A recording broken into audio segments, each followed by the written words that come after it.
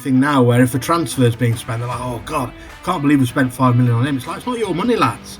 But they're obsessed with how much money the club spends and if it's being spent in the right way. But the manager's going to get a lot of stick. I think, was it the season before Gary lost in the FA Cup? Was it Wickham or... Do you know what? You're flipping. Like you're meant to be bringing some positivity. I'm really sorry to this podcast. No, don't worry, we'll get there. No, you're right. So it was the first game at home, and we got absolutely spanked. And I'll be honest with you, I sat there and I thought, we're in trouble. You know, one of those when you're in trouble. One game in.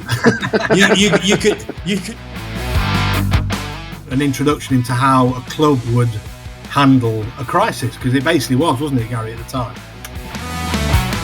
As he's turned round, he's obviously forgot to put his handbrake on, and his car's rolled off the top tier, honestly, and it's gone down the tier, and I think it's hit the manager's car. If we're all being honest, it always goes back to the scoops. I think people always want to know things they don't know. Which makes football quite interesting is that everyone thinks they can do Gary's job. To be fair, I think that sometimes I can do Gary's job. You usually do my job. That's why I employ you so many times. Welcome, football fans, to Breaking Lines, the podcast that takes you behind the scenes of the beautiful game like never before. I'm Gary Rowett, former player and manager, joined by the insightful Dave Carolan, a man with his finger on the pulse of football's beating heart. Together, Dave and I bring you unrivaled insight, context, and a few stories from the trenches. This is Breaking Lines, where the game is more than just a match. Well, for our next interviewee on Breaking Lines, we are delighted to be joined by John Percy, journalist extraordinaire, and with 15,000 plus articles that I could find and research for this podcast. John, do you think you've served your apprenticeship as a journalist yet and ready to step forward? I think so, yeah. The Sorcerer's Apprentice is now ready to move on now. So, yeah, thank you for that, Dave. Thank you for that glorious introduction. You've done a bit of magic. To be fair, John, you have done a bit of magic in your time, mate, and we'll probably come on to... These might be the stories you can't tell. Yeah. No, look, I mean, where did it all start for you, John? I mean, look, you know, was it a passion for... we're sort of always keen to understand this. Was it a passion for football? Was it a passion for journalism? Was it a bit of both? Sort of where did the love for both things start for you? Yeah, it was a bit of both. The only thing I was ever any good at school was English and languages, which my teachers may, if they ever saw this, disagree. But that was the only thing I was ever interested in. I was academically awful, like a lot of journalists you'll come across. School wasn't something they look back on fondly. I was too busy messing around, trying to make people laugh, being smart with the teachers, but, you know, and playing football, obviously, as well, you know, as much as I could. And then, obviously, you get into football, you know, actually going there. I'll get onto that soon about when I first started going.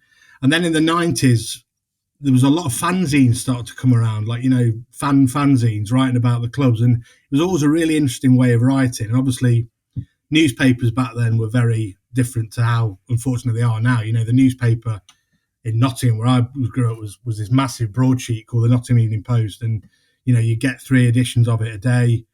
You know, it would land on your doormat and you would read it. You know, you'd read every bit of it. No one knew what the internet would have been in those days. So it was like the newspaper hadn't been invented, really. Well, exactly, yeah. I mean, that's what I did that bit, yeah. But that's what I was trying to say. The newspaper was the information of record where you would go to for your information. Obviously, as a sports fan, you would go to the back page and it would be Forest, Notts County, Mansfield, obviously Notts cricket as well. So, you know, it would all be there. And that would be your information. There wouldn't be club websites detailing where a new signing or anything like that. So all your information is from the newspapers and fanzines as well, with the sort of different way of looking at clubs. You know, they'd be more critical, wouldn't they? Because they've, you know, access in those days wasn't a thing. So they could say what they liked about Johnny Briggs, the star player.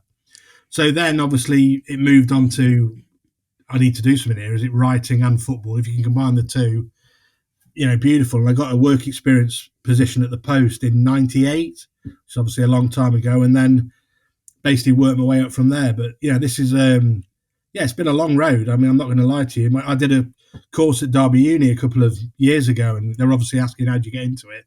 And you can't mess about. I mean, it's a tough road. I mean, you know, we're not saving lives or anything, but it's not something you can just click your fingers and become a journalist, you have to do the hard yards, like you guys. I'm sure you can't just click your fingers and you walk into that job. Do you think that's changed? Changed, John? Because, like you said, back, I'm thinking back when you were saying that, it was like the Saturday evening, wasn't it? Even like the local paper would come out with the results, wouldn't it? And literally you had to buy it to find out what the results were through the Football League, or you'd sit and watch bloody teletext or whatever it was. But do you think it was so much harder? It must have been so much harder then, like for all of us, to get into football and make a living out of whatever that field within football was. But because there were fewer jobs and, there were fewer outlets to share the news. Do you think those hard yards must serve you well, I think, when you finally break through, don't they? Yeah. But I mean, obviously, in those days, there'd have been a reporter for each club, and then there'd been another reporter, maybe one or two doing the other jobs. But there was also exams in those days as well. I mean, I don't know if it's easier now or harder, but I mean, that's why I never really progressed at the Evening Post, because I was useless at shorthand, the old wriggly writing. You have to get 100 words a minute. And I was awful at exams at school, and that obviously went on into adult life. When the pressure's on, I shit myself, basically. I couldn't do the exam situation. I would just freeze up. And there was a law exam I think I really struggled to get. So I think I got to a position at the Post where they said you can't go any further because until you get these exams. So the dream of becoming the forest reporter down the road, not until you got these exams. And that was when your old mate Paul Mace came in 2001, and I was off to Leicester City. Oh, nice. Macey headhunted you, did he? Well, I wouldn't say he headhunted me, but he offered me the job and I took it, yeah. Right. He may well have headhunted me. He'll deny it now, though, yeah. He'd done some good things in his time, then. Yeah, some good things, yeah. Which conveniently brings me on to how we first met, Gary. I've got to tell you this story, Dave. You'll love this one. So I've gone in at Leicester, 2001, Peter Taylor in charge. It's obviously a completely different experience to covering football clubs as a reporter. The access you get is obviously incredible. You can see any player you like. You get access to the canteen and everything. So it's all like this great new job, this great new mood. And the first game of the season comes along and it's Bolton at home. Now, Gary's face tells it all. I think I'm leaving. If memory serves, Bolton had just been promoted under Big Sam. That's right, yeah. And it was basically 5-0, and I'm sure Gary will back this up that it could have been 15. It was, and I'm sitting there, a new job, thinking, God, is it always like this? And then after the game, the mood around the place, and this is where I got my first sort of insight into how it's working at football clubs like you guys have, or your senior career. It basically, the whole mood of the club is ruined for a week. It's like a dark cloud hangs over it. And, you've got the financial people, worried about, will this affect the attendance of the next game? There's all these things that you don't take into account as a reporter, that it all goes into the mix at a football club. And I remember after that game, the 5-0, Macey said, we've got to batten down the hatches. It was basically a call to arms, really. We've got to basically behave ourselves this week. All the scrutiny's going to be on us. The manager's going to get a lot of sticks. I think, was it the season before Gary lost in the FA Cup? Was it Wickham or? Do you know what? You're meant to be bringing some positivity. I'm really sorry to this podcast. No, don't worry, we'll get there. No, you're right. You're right. No, obviously, and there was an overspill into the season. Yeah, I remember. It was funny actually, because I remember us going in that pre-season. I remember them going in for the bonuses to sort the bonuses out, and there was. I think we'd signed Ian Walker, Wisey, and one or two others, and we'd finished the previous season really badly. Yeah, Scoey. Yeah, so I have got a story about Scoey in a minute, which I will tell just on the back of this.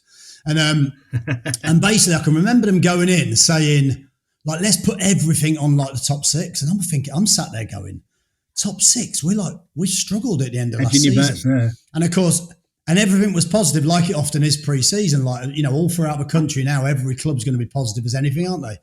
And then it was, like you say, it was the first game, and it was at home, and it was a home, Dave. Yeah. So it was the first game at home, and we got absolutely spanked. And I'll be honest with you, I sat there and I thought, we're in trouble. One of those when you're in trouble. One game in, you could feel it, but you're right in what you're saying, John, because the job of the media then would have been so important, wouldn't it? Because it would have been right. We need to make sure that this doesn't get too big, or we need to try and manage this. And actually, when you're in those moments, sometimes it's the media guys that can calm things down. That's where you need really good media people, don't you? Because they can calm things down. This is where it comes into about you, Gary, because obviously Paul's a very good operator. You know, Leicester's media operators were way ahead of the time at that time. And I remember he said, I think none of the players had spoken after the game. It was like basically a blanket ban. You know, let's just get out of here. Let's just try and draw a line under it. And I think 2 days later, Paul called me and he just said, go and have a word at the training ground with Gary, because he's a safe pair of hands. He'll say the right things. And that was the first time we met. I went down to the training ground. It was basically, can you reflect on, and obviously as club media, I'm not going to say, oh, you know, the right back played awful. You know, it's just going to be a soft soap. How do you feel about that? And I remember that was basically an introduction into how a club would handle a crisis, because it basically was, wasn't it, Gary, at the time? Absolutely. Yeah, no, it'd have been a tough period. Yeah, my Scully one, just on the back of that, my Scully was, remember how the training ground was on like little levels at Beaverwire Drive. So this one morning, James Scowcroft, I don't think he'd signed that long. And anyway, I'm pretty sure it was Scully. Anyway, he's got out of his car, he's parked on one of the levels and he's walked down the steps into a training ground. And as he's turned round, he's obviously forgot to put his handbrake on, and his car's rolled off the top tier, honestly, and it's gone down the tier, and I think it's hit the manager's car. And I can remember all the lads ruthless, isn't it, at the football club? All the lads have got round the seat, straight into the girls' office. CCTV, let's have a look at it. Who is it? Oh, mate, honestly. It was brilliant. Is that why he didn't play for the first 10 games? That's probably why he didn't. Yeah, there's a few others must have rolled it into the cars as well. So when you go back to working as club media, that must be, you know, a good start and very different. But I suppose, did you come to a point doing club media where it was kind of like, I maybe want to be a little bit broader, or maybe want to have a little bit more chance to cover more stories? Absolutely, and obviously it was a really bad season there, and it was relegation. And he will speak to anyone in club media when a club is in a relegation battle. No players want to speak. You know, it's like there's trying to find a positive when you're bottom of the league, or, you know, third bottom. And you had 4 wins. You know, no one wants to talk, and you know you've got to do the club program. You've got to do everything around trying to keep things positive, and you can't fool the fans for that long. So towards the end of that season, obviously the club went into administration the year after, and I left after that.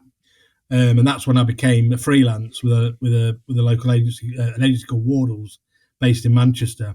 And I was there for sort of 8-9 years. But that's basically where that was my grounding as a journalist, because the Post was very, very basic sort of stuff. But becoming a freelance, covering all these clubs, you know, dare I say it, building up contacts, you know, agents, players, even like managers. That was the grounding for me. And obviously, from a work point of view, because you're a freelance, you sometimes be at games on a Tuesday night. There's a 93rd minute winner, and you've got to do reports for the Mirror, the Daily Express, the Star, the Times, and the Telegraph. I tell you, that is the ultimate grounding. You know, 93 minutes, 2-1. The whole complexion of the match reports changed. That's panic. I tell you, that is real panic. So is that a change then? Obviously, John, you've gone from club-based media, which is, I suppose, in some ways, a lot of the time it's propaganda, isn't it? Yeah, we've seen now. I would say it's got a bit more. It's got a bit more active now with making it real. Yeah, but you go into that freelance world, and now is it now about the effectiveness of the writing? Is it about the headlines? Is it about scoops? You know, how does that change then from the, you know, club-based media, and then you're coming into that other world? It's almost like moving into a different role, yet in the same genre, isn't it? I think if we're all being honest, it all goes back to the scoops. I think people always want to know things they don't know. You know, whether it's stuff that's about the new signing, whether it's a manager under pressure, whether it's a club getting taken over, anything that you can find that's information to people, I think is what people, you know, when you get into a taxi and you say you're a journalist, they say, you know, who are we signing? I'm a, you know, Man United fan, or, you know, don't know. But there you go. So it's that sort of thing. But I think now, I've said this to Gary a lot of times over the years, I think journalism now is shifting towards more analytical things, where I think the fans want to know about it. You know, like, the fans want to know how the club is being run on a daily basis, the way the planning goes into games, you know, the stuff you do, Dave. I think there's so much more interest in that nowadays from, you know, people want to know all the psychological sort of side of it, the sports science, tactical sort of side of it. And I think also people want to know where the money's going as well. Fans have got this real funny thing now where if a transfer is being spent, they're like, oh, God, can't believe we spent 5 million on him. It's like, it's not your money, lads. But they're obsessed with how much money the club spends and if it's being spent in the right way. But so I think football journalism now is much broader on the sort of analytical, sort of tactical side, which is good because it allows you to vary your writing a little bit. But like I say, I think it always goes back to scoops and providing information people can't ordinarily get. Yeah, it's an interesting one, that, John, because we've often had it over the years where the fans will shout at players that we pay your wages, and all I can say now is we've got some very affluent fans if they're still throwing that about. We used to do that. Yeah, we used to do that though, Dave, when you were shanking a clearance into the stand as well. Unfortunately, so yeah. Well, we don't want to pay your wages. Yeah, you're like, you're not paying very much, then, lads, are you? Yeah. So, blimey, some of the clubs I've been at. Yeah, exactly. Obviously, coming into the mix now, just finally the PSR thing now at the Premier League level is another degree of fascination for fans now. I mean, there was obviously that PSR deadline on June the 30th for a few clubs like Newcastle, Villa, Forest. That was a weekend I've never known before. It was like Sky missed a trick, really, because they should have done the yellow ticker, because it was like a desperate weekend of mad business of fans frantically, clubs trying to frantically, get players off the books to meet this, to comply with the rules. I mean, that's now been added into the mix. So you've almost got to have a bit of a degree in finance now as well. I was going to say that to you, John, because you mentioned how when you first started, kind of like school academically wasn't your thing. Is that so now within your role, has that changed a little bit, having to understand the PSR and the implications of amortization and all of these words that go around? Has that been a challenge for you, or just challenge for anyone in the business? Yeah, well, challenge for everyone, I imagine, especially me, academically poor. But I mean, amortization, the 3-year financial cycle, the sort of the limits that the clubs are working to, you're having to sort of swat up a lot on that, because obviously being on social media, if you make a slip up, there will be one accountant who's a fan on there who will poke holes in your argument, and you're like, right, okay, so you've got to have a basic, broad understanding of how it all works. And especially now, because it's such a big thing and it's so prevalent in football and seems to dictate everyone's sort of transfer windows now as well. And as you go through that, John, like where does CPD and that additional learning come for you? Is that just kind of almost part of the journalistic skills of going away and getting information and learning how to use it? Or is there almost a place, is there additional, not even qualifications, but it's just somewhere you guys can go to kind of learn all about this stuff? Like you see a Kieran Maguire and people like that who are in a different space, talking about football finance, for your, not common and garden journalists, but how do journalists then go about upskilling themselves on some of this stuff, which is, let's be honest, it's highly technical, and you do have people who are specialists in it who even get it wrong. You have to. I mean, I watch a lot of Kieran's stuff. I think he's been invaluable over the years, especially the last year, where he obviously knows his stuff, and he's got a very good way of making it sound, in layman's terms. So even someone like me can understand where it's going. But I mean, obviously the internet, you're just having to put amortization into Google, and it's actually Derby County where I first heard about amortization, because if you remember the first charge I think they got from the Football League, where I think they may have escaped action, but it was all about amortization, wasn't it? Do you remember? It was 2018 sort of time. That's the first time I ever came across the word, and it was over the contracts, the way they were doing them under Mel Morris. And it's obviously quite common now, but that word, I'd never heard of it until that time. Yeah, I think a lot of clubs weren't they? But if a player was worth 6 million, I think they were, not necessarily Derby specifically, but a lot of clubs were doing it, weren't they? Where maybe spreading it out, or or saying a player was still worth 6 million at the end of it, therefore your losses weren't as big. But so I think if we were to, it's funny really, because if we were to ask some of our listeners and say, right, we've got John Percy on, the first thing that most of them would say, I'm pretty sure, is, how the hell does he get these stories so quickly?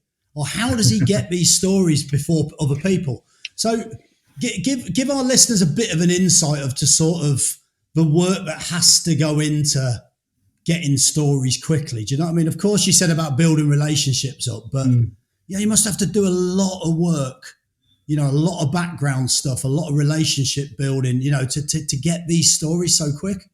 Yeah, it's all about contacts, and I think there's that famous quote in Wall Street, I think, where he says the most valuable commodity I know is information, and that's how we journalists, I know it sounds a bit, haughty and everything, but that is how it works. It's basically whatever information you can get is valuable, however little, because it could be useful down the line. But contacts are always obviously the most important thing. Getting someone to tell you what's happening at a football club or with their player is the most crucial thing in this job. And if you've got those relationships, but the problem is it's always on to the next one. If you get a story that you're happy with, this job has a remarkable habit of 5 minutes later somebody else will get a story and you feel useless again. So it's always on to the next one. You never find that you can sort of, it's like, as a footballer playing an amazing 70-yard pass, you can't just think, right, it's me done for the game now. You've got to keep going.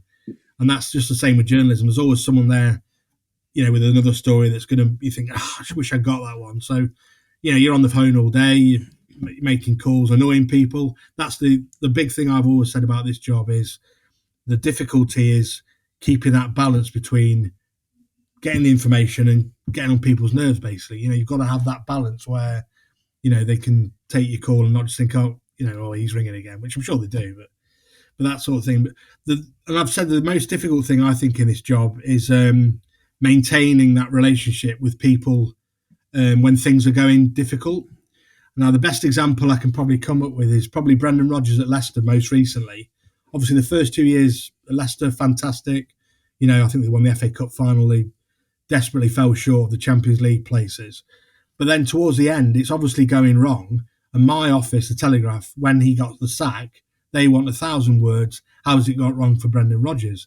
Now, I have to obviously highlight how things, in my opinion, or by using fact, how it's gone wrong, whether it's bad players, bad decisions.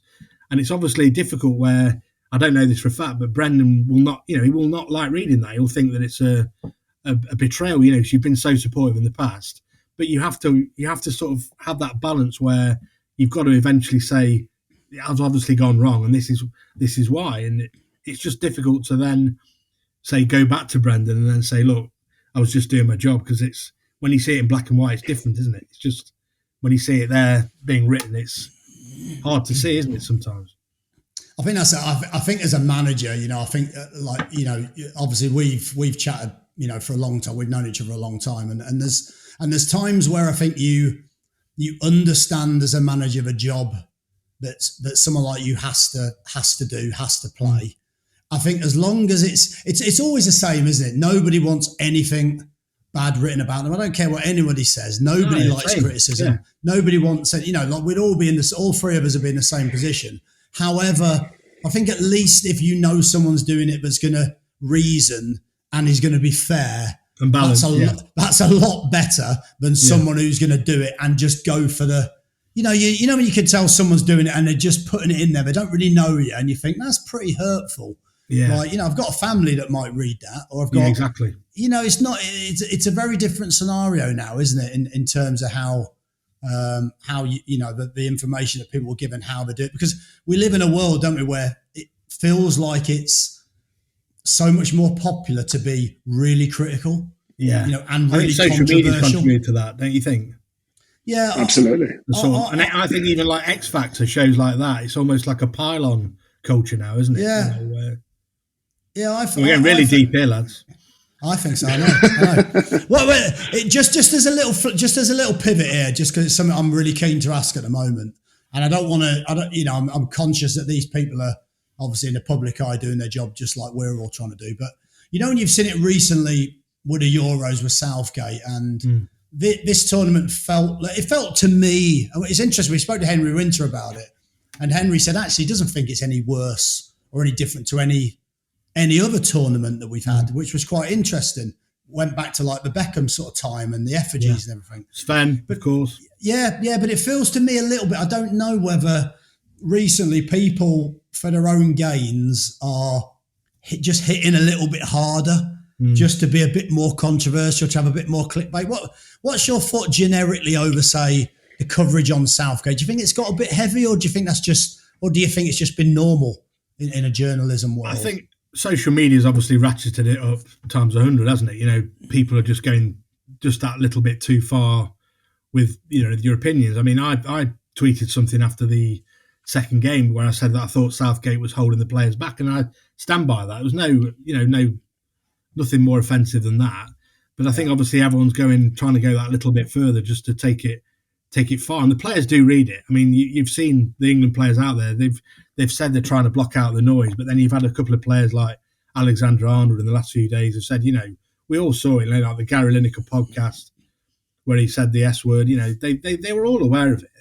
So, I mean, the Southgate thing, I think it is possible to have the same opinion where you can think he did a great job and rebuilt England's reputation and image, but it was time for him to go. And I think, I do think he was holding players back. I mean, Declan Rice, for example, I think he's an absolutely tremendous player, but I didn't recognise him at the Euros. I just thought the job he was being asked to do, it was just so defensive that you were taking his qualities away. And I just think there were other players like even Bellingham, Grealish, I can't believe he didn't take him just for that little bit of something different. So, but I can recognise at the same time how much of a brilliant job he did. But it is possible to say as well, I think it was the right time for him to leave, give someone else a go. And I suppose that's one of the things and the joys of the sport, isn't it, John? That everybody's got an opinion, whether you're a fan or whether you're a highly experienced manager, all opinions are there to be aired. I suppose it's the difference between people who just want to have that pylon that you talked about and, make noise and create sensationalism for the sake of that versus something which is balanced and objective, maybe, that look, Southgate ends up being the most successful England manager outside of probably Alf Ramsey winning the World Cup because of his results, and okay, everybody will have an opinion on how he got the results, but fundamentally, whether it was an easy draw or a hard draw, that's not Gareth Southgate's fault. However, he gets them to 2 Euro finals, World Cup semi. Yeah. It's probably easier to be critical nowadays than it is sometimes to be on the other side of the fence and painting kind of the other side of the story, isn't it? It's like Gary said as well, Gareth will have family, friends who were reading all the nasty stuff as well. And, I also think Gareth, the best achievement was I think he made people like the England team again. I think there was a lot of sort of, pessimism about the team when he came in. I just think he rebuilt it. He was obviously a great leader on a lot of things, political sort of things as well.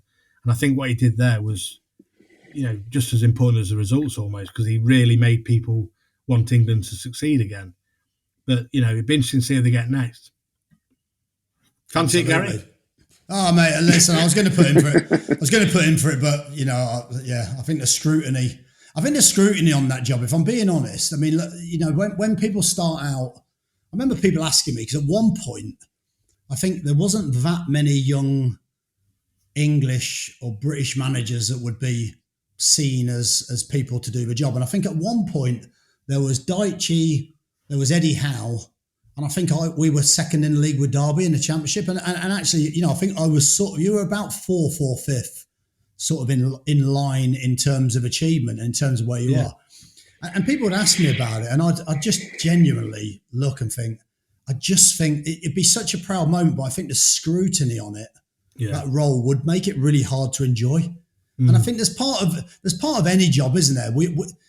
We're also fortunate because we're doing something we love and we're doing something we're passionate about, and we've all got parts of the job you don't like and parts you really like. But I just think the England job would be such a difficult job to enjoy, or such a difficult job to do, and actually, maybe afterwards someone like Gareth could enjoy it or at least be proud of what he's done. But I think it would almost ruin your life a little bit. So I don't know who. It'd be interesting because I don't know how many managers. Wouldn't Eddie Howe throw away Newcastle at the moment? Look, if he had wind, but maybe that wasn't going to last long, possibly. But would someone like that throw away the opportunity in the Premier League to manage England? It'd be interesting. I think they're more likely to get someone who's coming towards the end of club career, like a Pep or something. I think those sort of options are realistic. So, but we should be asking you this question, John, because what do you know, some John? stuff recently. I was just going to say that we've been doing a column recently with Sven-Göran Eriksson, who's obviously sadly very unwell at the moment, and he was talking about the pressure he was under in 2002, 2006. I mean, if you remember, we had a very, very powerful and rampant tabloid media at the time. Do you remember there was the News of the World newspaper? He had the fake shake sting. I think his phone was hacked. I mean, these are the things he was dealing with. So it's always been there. And obviously, any affairs he had was plastered all over the papers. He lost his job because of that, basically, before the 2006 World Cup. So that pressure's always been there. I think even like going back to, to Bobby Robson, when I was a lad, I remember, the criticism was huge around those days. So I agree, Gary, it's a job. Where would the pride of getting it, once that wears off and you lose your first game to Albania away, it's just unbearable, isn't it? That's how I envisage it, actually, John. Yeah, me as manager losing to Albania away. You imagine on the sideline. Outside Albania now. I know. Well, they are. A lot of these sides are, aren't they? No easy places to go, John. No, exactly. No. I mean, I think they're overtaking Ireland in the rankings, haven't they? Yeah. No, Albania. Okay, controversy Sorry, Dave. here on this episode. Sorry, Dave. Just appointed a proud Irishman, I think, haven't they? Yes, Ireland have appointed our first dentist into the role, so it's good. But he's been successful. Absolutely, well, it'd be interesting, won't it? So, I mean, we're now sort of on the precipice of. First and foremost. What's this time of year like for someone like you, John? Because I imagine this is one of the busiest points, and how sort of do you get excited about the fact that the Premier League and the EFL's just round the corner? We're ready to start another new season, aren't we? So there's that feeling all the time of players signing. Someone's not signed anyone. This must be a really busy period for you. Yeah, the transfer window is obviously the massive point for the fans. They want to know who they're signing, who they're selling, and obviously if you happen to write a story about a player who's the club's best players going somewhere, that's really on social media. That's the massive risk. If you get that one wrong, you're in big trouble. So that's when it goes back to those information and contacts being 100% right. If you get a player going from say Leeds to Chelsea and it's wrong, you won't forget about that one. But there's obviously excitement about the new season. There's always that little bit of trepidation over, what the season will bring. Will the clubs that you cover more regularly do well? I mean, obviously one of the clubs I cover is Aston Villa, and that's just also happy at the moment. Also positive under Emery, and obviously they've got the Champions League. You've got Leicester who've come up again, and obviously there's the possibility of a points deduction there. Forest, as we know, never dull, really positive club on the up. They've signed some great players. There's always that sort of what happens next with them. And then obviously Wolves, they're a really well-run club now. There's them as well. And then there's obviously all the big clubs, like what will happen with Man United. I mean, I think Ten Hag, how long is that going to last? I'm sorry to be negative, but I just think you look at it, is it just a sticking plaster until they get the right person they want? How will Chelsea do under Maresca? There's all that excitement about what will happen. And then obviously the Championship, as you know, is best league in the world for unpredictability, isn't it? I mean, what is going to happen? And then obviously you've got Birmingham in League One having a right go, haven't you? And Nigel as well has come up. Yeah, I tell you what, he's done a great job at Mansfield, hasn't he? Brilliant. He's done more games than his dad. I found that out the other day. Really? He's managed more games than his dad. Yeah. I found that out the other day. Do you know what I mean? Not just because I know him, but I think that and he's not one of them Nigers. He's not bothered about the sort of media side of it necessarily, and he doesn't big himself up. But no, and you admire that. But if you look at it, actually, the success he's had at most of the clubs he's been at, he's had a tremendous career. I think he's done a brilliant job. Do you think his age goes against him, Gary? I hate to say it, but do you think his age goes against him? I mean, I think you just get the right man for the job, but would clubs look at him because they're going towards that model of, up and coming, even like early 30s? We look at Brighton, or do you think Nigel's probably a bit too old?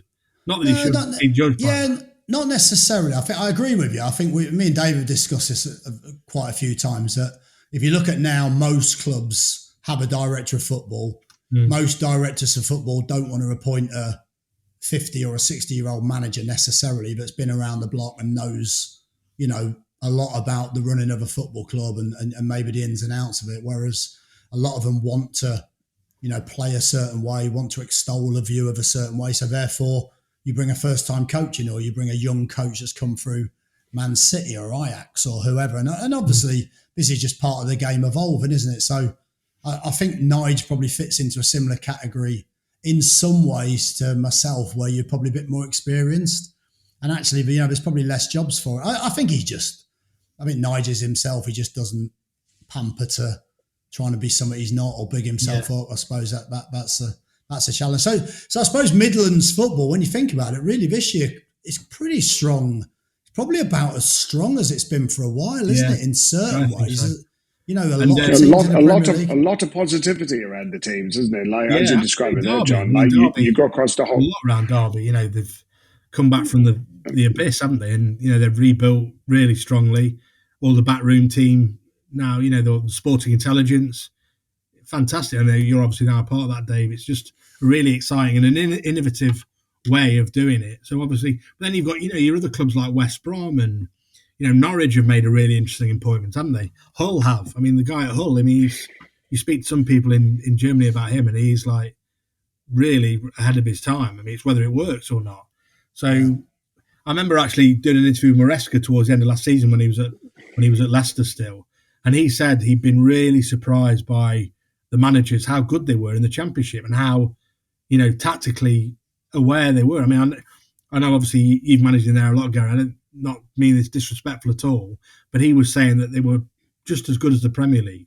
Like the guy at Sheffield Wednesday, I think they played them in a game, and the guy at Sheffield Wednesday, Danny, made a change at half time. And Maresca said second half, we'd absolutely run the game first half. He made one tactical change second half, and we really struggled. And he says they were second bottom at the time. So it just shows you the Championship now is, as always, it's just a great league, isn't it? We found last season in particular, at the start of the season, and obviously we had a tough time at the start of the season for different reasons at Millwall. But I felt the league was a different league. I felt the league had really evolved, where probably every season before that you maybe had there was a spell where you had Brentford, who were a possession-based team, and you had maybe Norwich, who were a possession-based team. And you maybe had a couple of others who tried it, and all the others were very different. Last season, for the first season for a long time, it felt like every game was a Premier League style game. Slow build up, possession based, a lot of movement. And there's obviously a lot of continental influence on the bench as well. So I think not just but the domestic coaches, I think it's definitely improved. And well, I say it's definitely improved. What I would say is I haven't actually enjoyed watching the football as much. So technical. Because it's so technical. I think a lot of people will say that, won't they? Like, I watch Man City, and some of the games I watch them because they're so dominant and everything's so methodical that sometimes I actually I'm not as keen to watch it, even though I admire it. Whereas that's my thing with Grealish. I mean, I love Grealish as a player, but I much preferred him at Villa, off the cuff. Pep's the best in the world, probably the best ever. But I just think what he's done for Grealish, he's obviously made him a better rounded player, but he's nowhere near as good to watch as he was at Villa. No, and he's probably too good, Pep, isn't he? He's probably too good because the games are so controlled and so into control. But you watch a game occasionally, and it's just a end-to-end open game. And sometimes you watch those games, you go, wow, this is brilliant. You know what I mean? Because just from an entertainment, you want a bit of chaos. Football is a chaotic game, isn't it? And, I think that it should be, and we're entering into a period where a lot of the games are quite similar, but it's just different, isn't it? And just as enjoyable. I think you described it interestingly there, Gary, where you're saying, yes, it's entertainment, but not all entertainment is exciting, is it? Like you go and watch an opera and it's entertainment, but you can go and watch a rock concert and you can get excited while being entertained. And I think that's possibly what we're starting to see across some of the leagues now, where, yes, teams are possession-based and they're keeping the ball for long periods, and teams will talk about, progressive football and how they want to play. But what gets people on the edge of their seats sometimes is that level of excitement where it is unpredictable and chaos and dramatic and off the cuff and aggressive, as opposed to, we've completed 700-800 passes through a game, and we won 1-0 with an XG of like 0.3. Are the directors now looking at that, Dave? That's my thing. Are the directors now looking at those stats and saying, we lost 3-0, but my word, look at our XG. We're getting better all the time. You've got to win games at the end of the day, haven't you? It's a balance. It's a balance, isn't it, all the time? Well, you see it it's now in the social media space. Those kind of whatever you want to call them, amateur journalists or social media kind of styled experts who've come out of the woodwork. They've got access to all the stats, and now they can create their own following and their own form of journalism, I suppose, in a way, John. Does that become not a threat to you necessarily, but does that become a threat to your more traditional type of journalist, where essentially each club now might have their own analyst or somebody who's delving deep and is in the know, to kind of use the phrase, that becomes a threat in some ways to the... I'm not sure about a threat. There's definitely a market for it. There are sections of some supporters who are absolutely fascinated with that stuff. But I just think, hopefully, for me, it will always go back to transfers and what people want to know. But I think there's definitely a side for it, without a doubt. I mean, there's a lot of accounts that are really good and built such a cult following, and it's you can't discount this sort of things because it's the way the game's going now.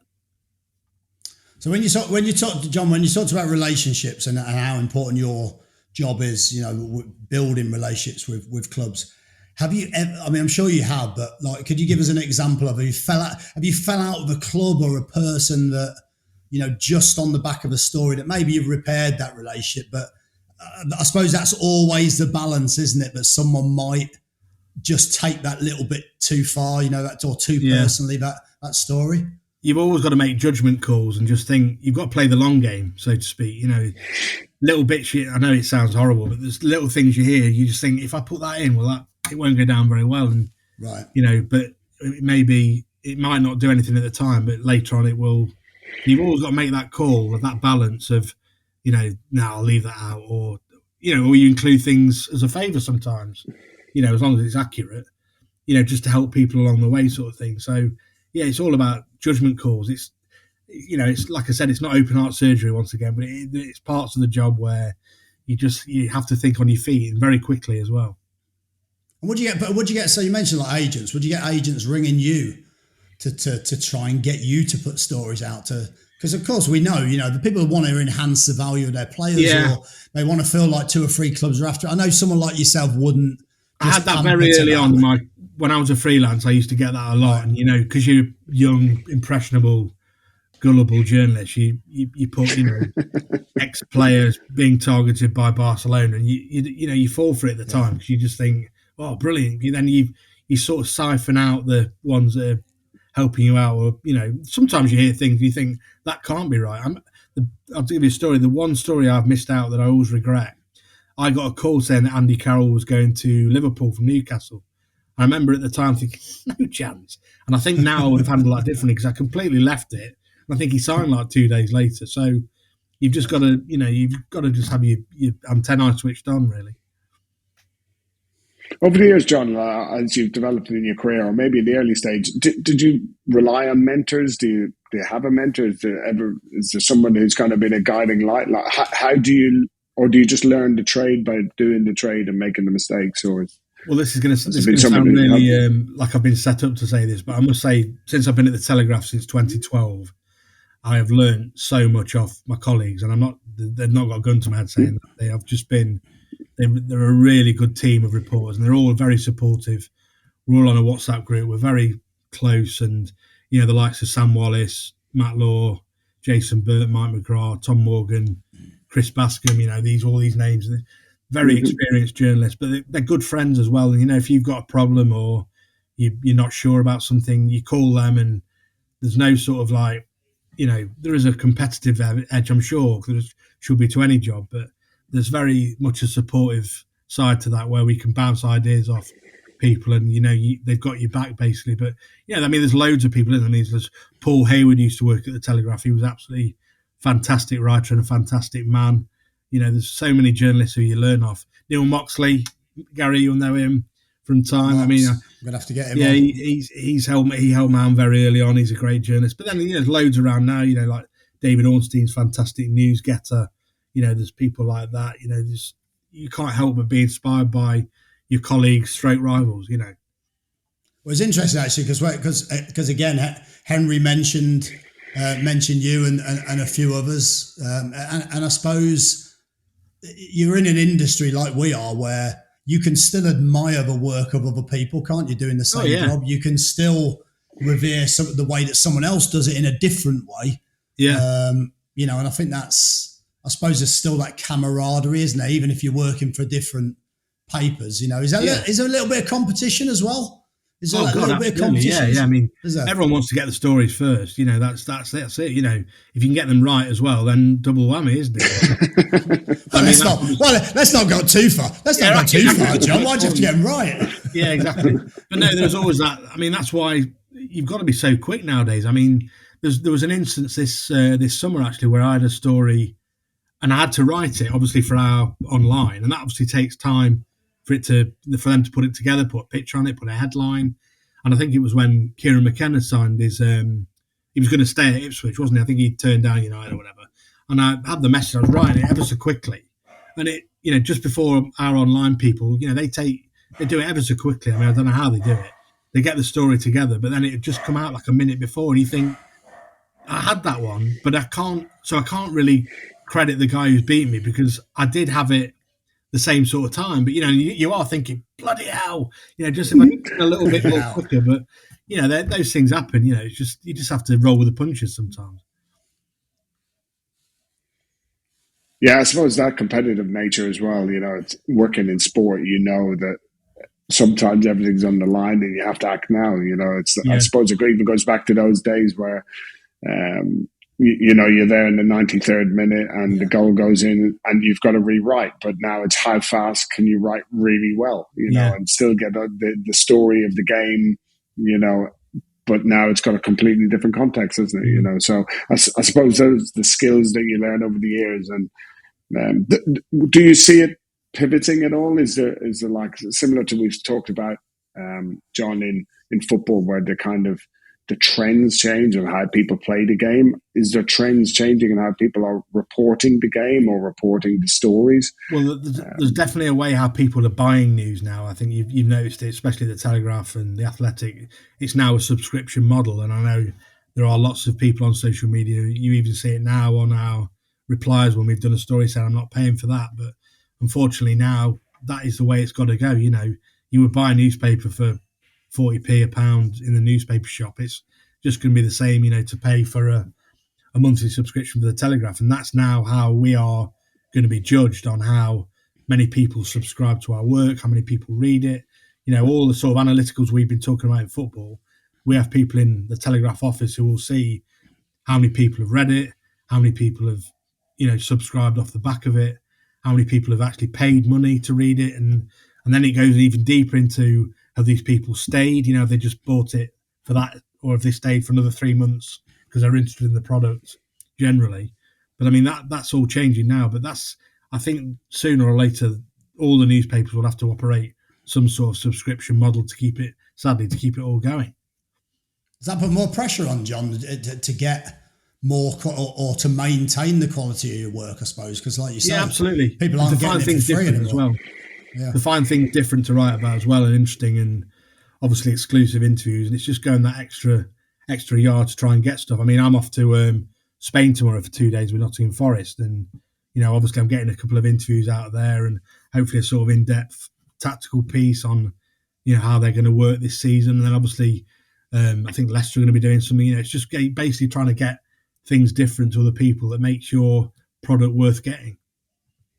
I like the way 2 days for free in the sun. I like that one, mate. Have you tried to sell that? You tried to sell that. Tried to sell that to the Telegraph. I think if I could do a week, I think I can get some really good articles. Never be allowed that you. No chance. It is amazing though on those camps now in those areas. Like you can go to the south of Spain now, and you can pick up like potentially 30 teams will be in that area now for a week. You know, it's got to be a little honey trap of stories all available in one space. Yeah, but then obviously you've got the problem of if you write something when you're over there with the club, have you betrayed them? So I mean, I do completely understand that.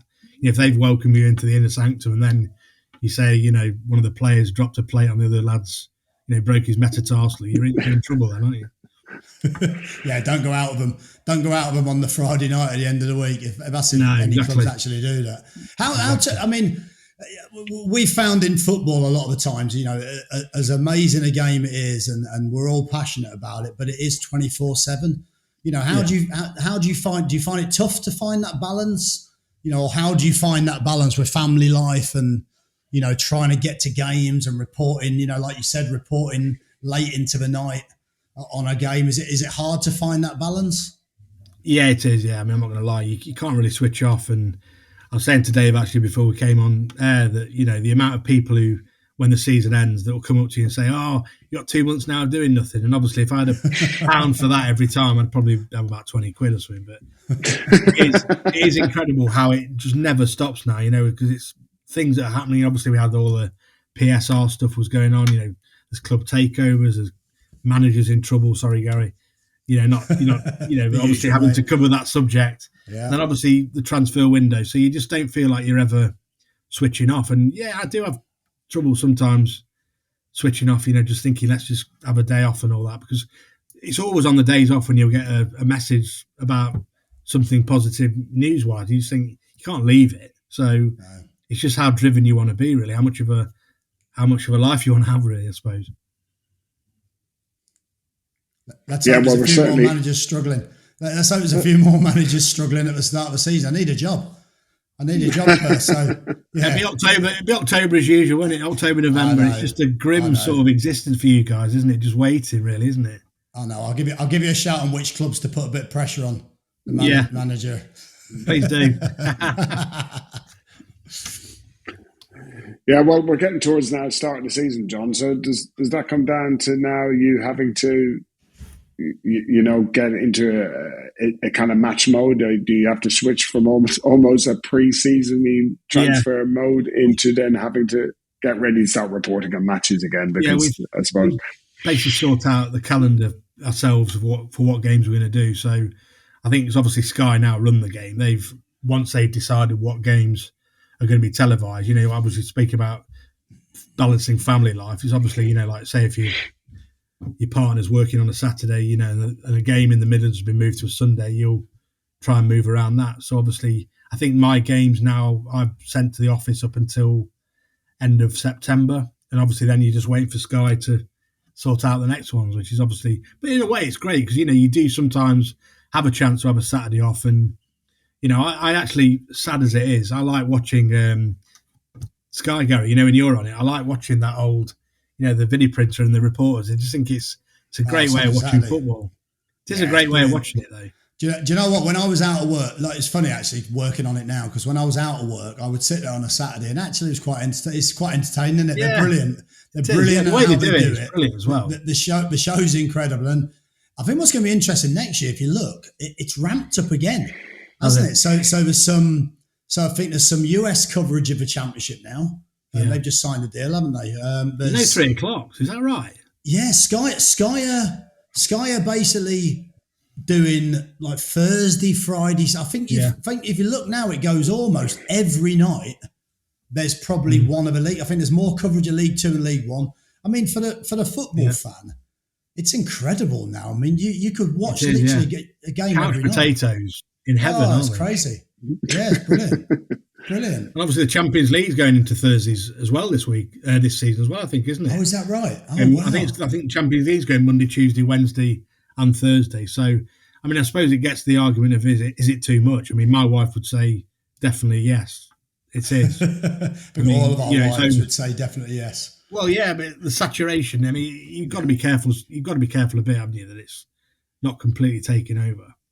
Yeah, no, absolutely, and But doesn't dilute it. we've got the football calendars already busy, isn't it? So I think you, like us, you crave a little bit of space sometimes away from it. Where you even get, whether it's a few hours, a couple of days, and close season maybe a little bit longer, where you just you have to find a reset button. Otherwise, it's just saturation, isn't it? Yeah, it is, and it is a slog as well. As you know, it's 10 months of, as Gary will tell you, 24/7. And you're never comfortable. There's always a problem around the corner. Well, there is, isn't there? You can never relax. It's just one of those jobs, and it's the same in the journalism industry. Just when you think it's all gone quiet, some club will sack a manager out of nowhere, and you think, oh my God, here you go again. It's just, but we love it, don't we? We absolutely love it. It was funny when you were talking about it earlier, actually, when you were talking about the, you get a story and then you think you can relax and then another story comes out. Yeah. It is very much like football management, isn't it? Because, you win a game, you can feel good usually for about an hour or two or an evening. And then the next day, something kicks, you walk into training and something's kicked off that you think, oh, for God's sake, like one of the players has been caught doing something, or you're thinking, oh my God, I've got to deal with that now. Or you're playing a Tuesday night and you lose, and then you're back to square one. And I suppose that's the thing with football, isn't it? In any part of the industry, because it's so fast moving and so quick to change, you can never relax, can you? No matter what you're doing, there's never a moment where you can feel good for a month. I remember Gary towards the end at Millwall as well. I remember you saying that you really got a bit tired of how many interviews you had to do as well. I mean, and that's, the amount you have to do after a game now is, I mean, maybe it's our fault, but that is incredible, isn't it? The amount I think you're right, because I think, to give people context to it. So you come in, you literally will go into your office, chat to the staff for probably a minute after you've chatted to the players, and you've got the emotions of that. And then you go out and normally do the club media. Then you'll go and do the same interview more or less with Sky, slightly different interview with Sky. Then you'll do the radios. Then you'll go upstairs and do the written press. Yeah. And then what you normally do, this is interesting, but people don't see, you normally then come back down into the office and talk about the game, because often there's some of the directors in there. And this is the bit that makes me laugh the most, is normally I'll go home and, like, let's say my dad will go, oh, how was the game today? And in your head, you're thinking, I don't want to talk about it, honestly. So you have to go through the same thing about 7 or 8 times. Of course, we're all fortunate, but there does come a point where you think, I just want to sit down and I want to watch something I haven't got to think about, and I want a glass of wine and not think about football. And it is hard to escape, but then when you're out of work like I am, then you're out of work. Tony Pulis, when he was at Stoke, he used to... he obviously lives down south, down in Dorset. He used to tell a story of how he'd drive down, so it's 3-4 hours drive, and he'd have his phone switched off, and he'd basically go into a room in his house, and his wife would bring his tea through, and that would be him. The lights would be off if he'd lost, and he'd just spend the day, spend the night in there, and just getting his me time. And I can completely understand, after that, especially if you've lost, you just want to be on your own, don't you? And have you ever said to your dad, Gary, just check the website? No, but I have said to him a few times, Dad, give us a break. Like, just talk to me about anything other than that, So, which is fine. But ironically, when you win, it's like, what do you want to talk about? Brilliant. How long you got? 3-0. Does anyone else want to ring me? So, I mean, it's just part.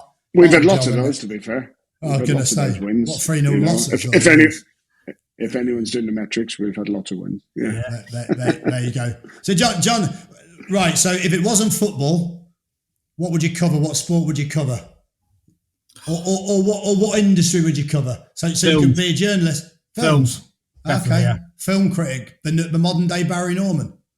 That's it. And why not? I like it. So specifically what genre of films? Anything specific, or give us a few ideas 70s of John Percy's conspiracy movies. Oh, mate. Wow, okay. There you go. You weren't expecting that one, were you? Oh, we could do a whole new podcast. But no, I've always been fascinated by film, I think. There's enough conspiracies in our jobs, isn't there? But no, that would probably be doing films or some sort of arts, Okay. Interesting. I like Melvin Bragg now, don't I? I like it, mate. I like it. Well, I suppose, yeah, it's the one thing about films. I was speaking to somebody the other day, and we were discussing about how everybody basically has an opinion about, every footballer they've ever seen. They'll criticize and critique every game they go to watch. Yeah. But you go and watch a concert, you go watch a film. Nobody ever criticizes the artist on screen. They might say it's not a good film, but they wouldn't necessarily say it was badly acted or whatever, unless you're really, really, really knowledgeable about it. Or your expert job. Yeah, exactly. Which makes football quite interesting is that everyone thinks they can do Gary's job. To be fair, I think that sometimes I can do Gary's job. You usually do my job. That's why I employ you so many times. But it's an amazing as a sport and as an industry where basically anybody who's got zero experience of doing the job thinks that they could do the job, don't they? Go full circle back. Really off in that blockbuster. But yeah, there we go. John, it's been an absolute pleasure. That's been an hour spent with you, and it's been really enjoyable. And thanks for being so candid about all of your work. Hopefully you've enjoyed it. No, it's been great. Thank you. I hope I've not landed myself in any trouble anyway. We can get you out, but we can edit, mate. We've got great editing skills. Cheers, chap. Really enjoyed it. Thanks, buddy. Thank you. All the best for the year. Cheers. Thanks, John. Thank you.